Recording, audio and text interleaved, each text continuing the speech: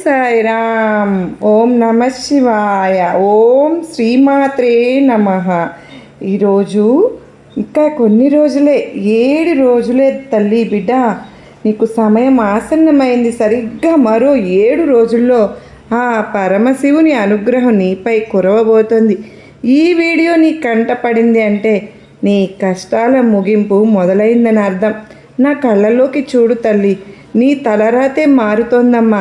రాబోయే మహాశివరాత్రి కేవలం పండుగ మాత్రమే కాదు, నీలోని చీకటిని తరిమి కొట్టి వెలుగుని నింపుకునే మహాపర్వదినం. నువ్వు పడుతున్న ఈ మానసిక క్షోభ, ఆర్థిక ఇబ్బందులు, వీటన్నిటికీ ఆ మహాదేవుడు పరమగీతం పాటబోతున్నారు. గతం గురించి చింతించకు, భవిష్యత్తు గురించి భయపడకు. నీ బాధ్యత నేను తీసుకున్నాను. 7 రోజులే నీ మనసును ప్రశాంతంగా ఉంచుకో. నాతో ఎవరు లేరు అని బాధపడవద్దు. నీలోని శివశక్తులే నీకు తోడు. ఎంతటి పెద్ద కష్టమైనా ఈ శివరాత్రిలోపు మంచులాగా కరిగిపోవలసిందే. నమ్ము, నా మాట మీద నమ్మకం ఉంచు. నీ ఇంట్లో శుభకార్యాలు జరగబోతున్నాయి. శివుని ఆజ్ఞ లేనిదే చీమైనా కుట్టదు. అలాగే నా అనుమతి లేనిదే ఈ సందేశం నీ దగ్గరకు చేరదు.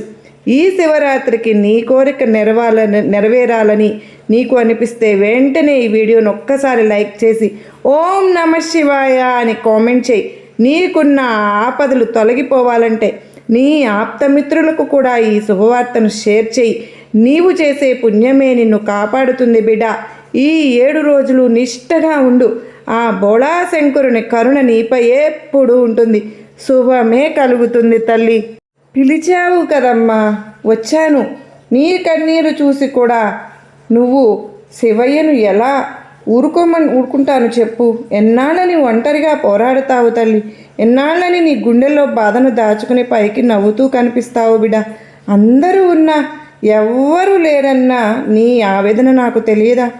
నువ్వు పడుతున్న కష్టం, పడుతున్న అవమానాలు అన్నీ నా దృష్టిలో ఉన్నాయి తల్లి. శివరాత్రిలోపే గుర్తుపెట్టుకో, చీకటి తరువాత వెలుగు రాక తప్పదు కదా.